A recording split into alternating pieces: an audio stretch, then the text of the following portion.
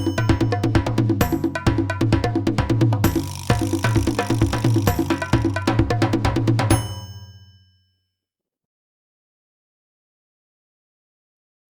boat's so big that they have to tow it backwards down the channel.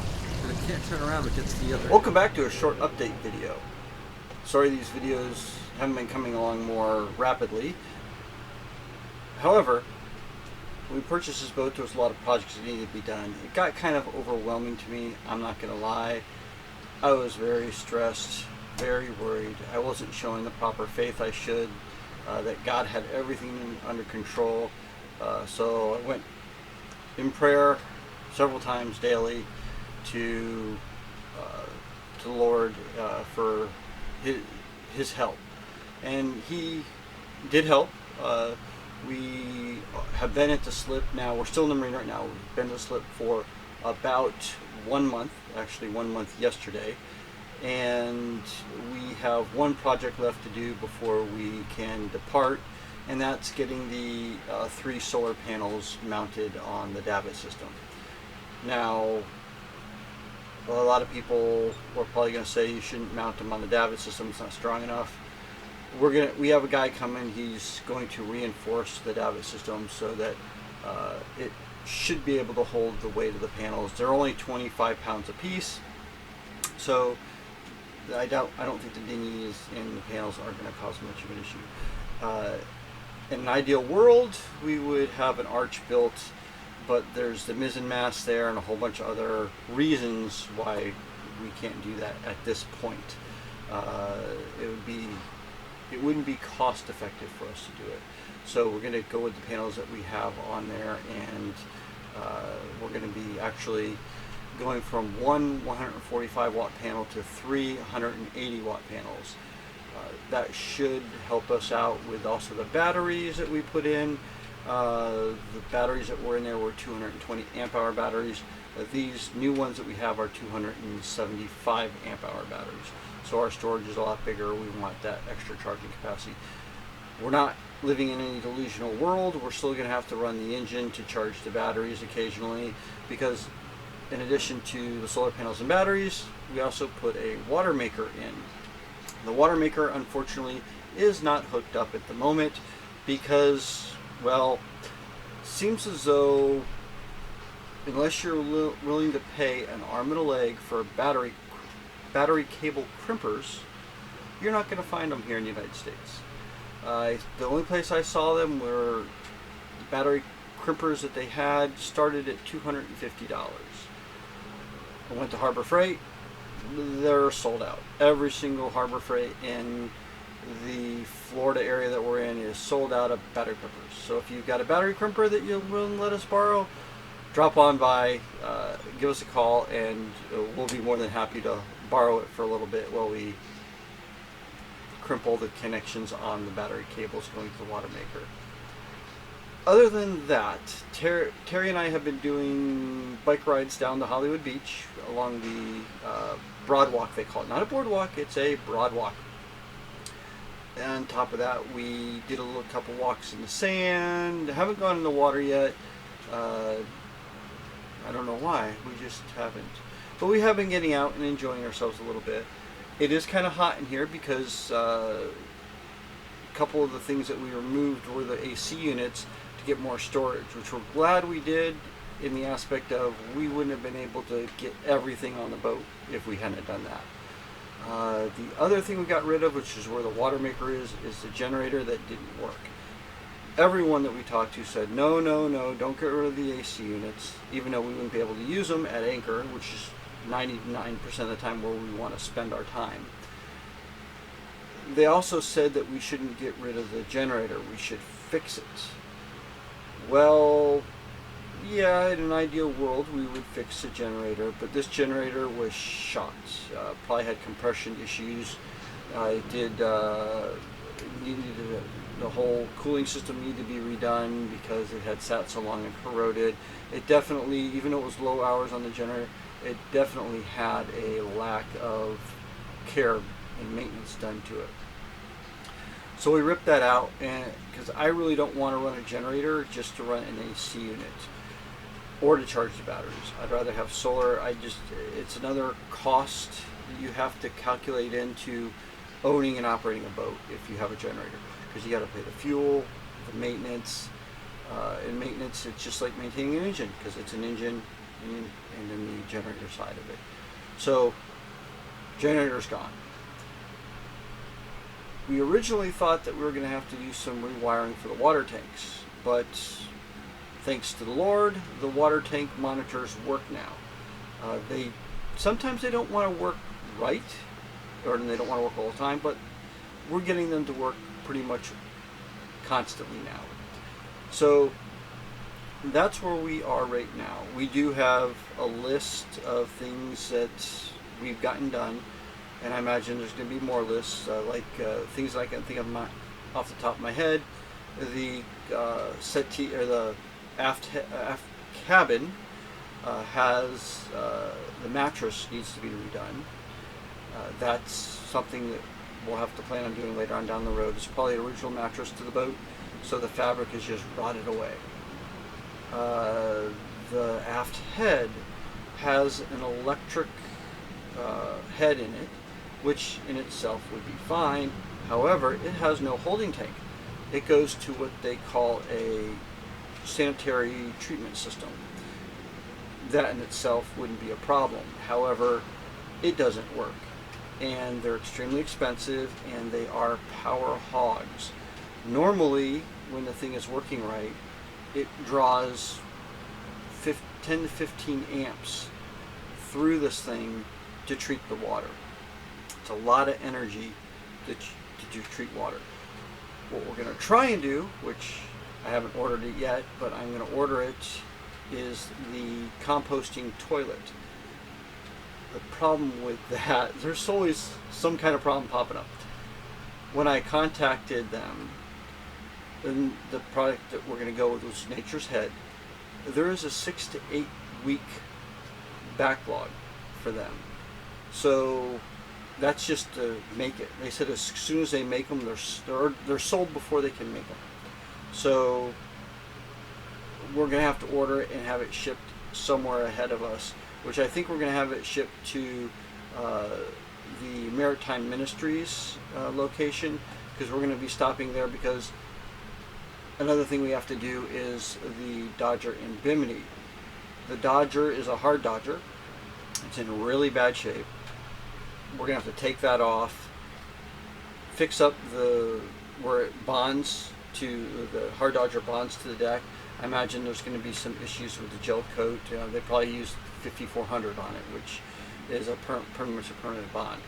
So we're going to have to cut that off, and then we're going to have to build a soft Dodger for the front of the boat.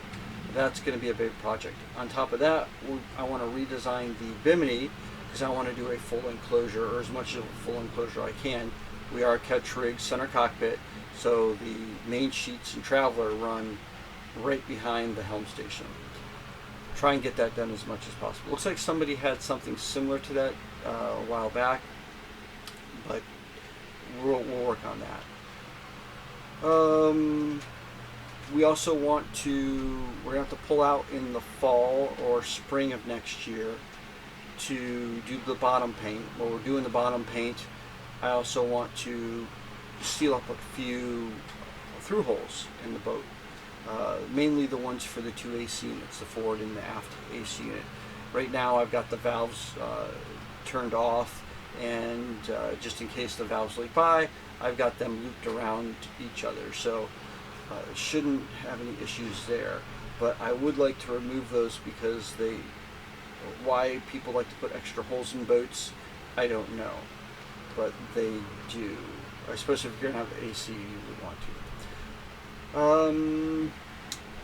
Upcoming video, when I get a chance to do it, we've got the air compressor for the scuba tanks. I haven't had a chance to put it all together and do a video on that yet. It is a very nice compressor, and I had the manual around here somewhere, but I'm not seeing it at the moment. It's a very detailed manual, and in the manual it does say quite often that you should, if you haven't had any experience with these types of air compressors, you shouldn't be playing with it. I've used them before in the fire service, and also when we were scuba diving on the Kwajalein Atoll. So I do have some experience with that. So it just, you want to make sure everything is correct there, because you're dealing with a lot of high pressure. Things can break really easily. Also, hopefully I'll have a video coming out soon on that. Well, if we get the solar panels done today, which we're really hoping, thumbs up on this and in prayer about it, that God's timing happens. We have a little weather window where we can make it up to West Palm Beach and hopefully Fort Pierce. We're going to do that oceanside because I don't want to go up the intercoastal and deal with all of the bridges opening and closing. I know a lot of people say, oh, it's a beautiful, but I just don't want to deal with the bridges. So we'll go oceanside for West Palm Beach, Fort Pierce. After that, the weather window closes for us, and getting north would be difficult, especially with the long passages and inlets and all these other things that come into play. So we might end up taking the intercoastal waterway all the way up to the St. Augustine area. Not something I'm looking forward to, but a positive side there is we will be going through Cape Canaveral area, which is going to be very interesting. I don't know if they have anything launching off in that time frame that will be up there, but if they do, we might catch it going off.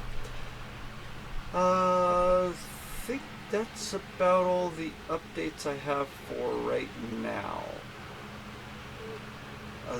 We just are waiting on the solar panels at this point. I did sell the car.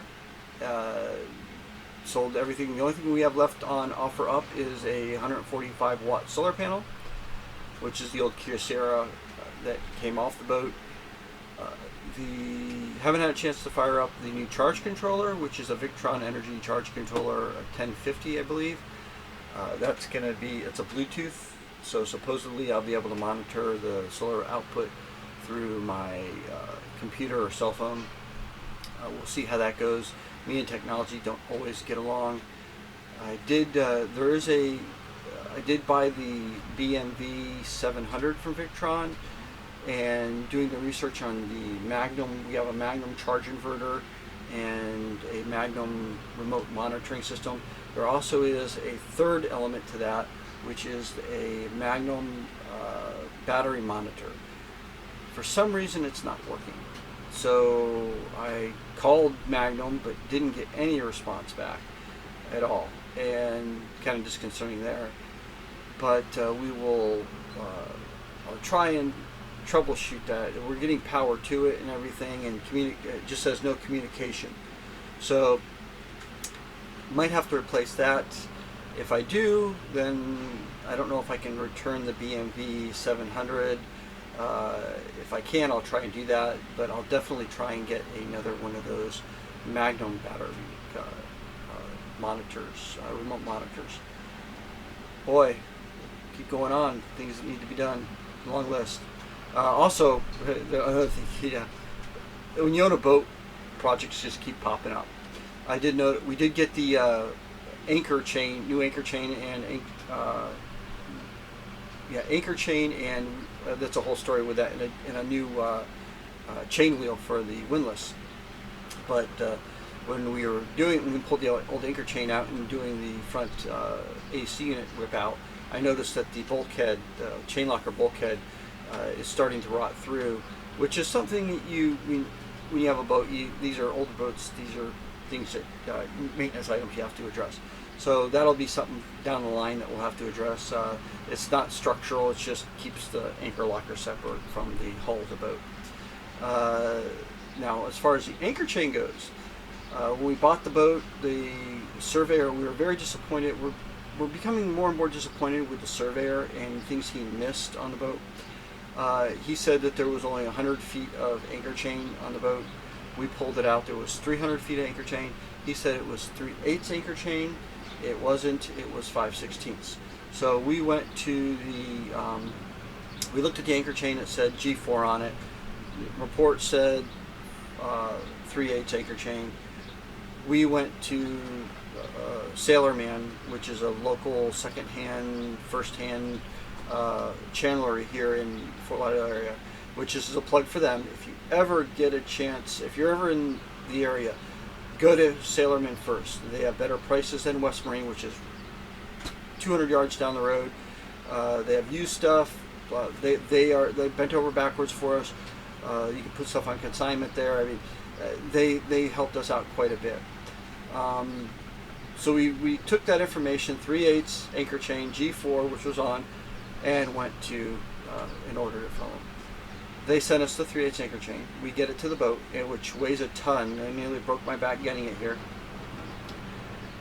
Only to find out that the anchor chain we had on the boat was a 5/16 anchor chain.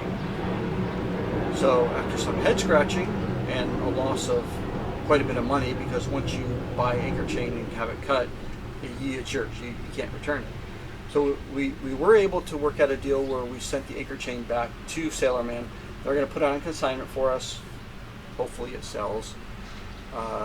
And then I took my chain wheel in. Come to find out, it is a 3/8 chain wheel that was running 5/16 high test chain, G4 chain. The chain wheel was 3/8 BBB. BBB was a low tensile string chain that was used years ago.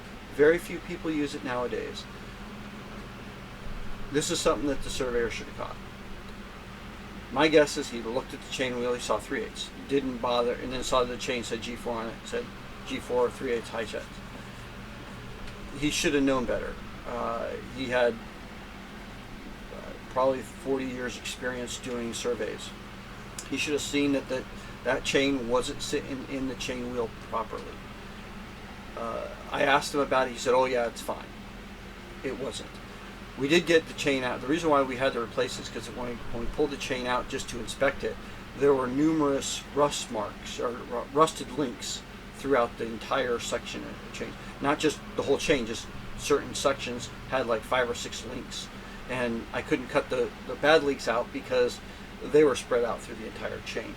So the chain pretty much wasn't safe as far as we were concerned. We wouldn't feel comfortable on anchor at night in rough weather.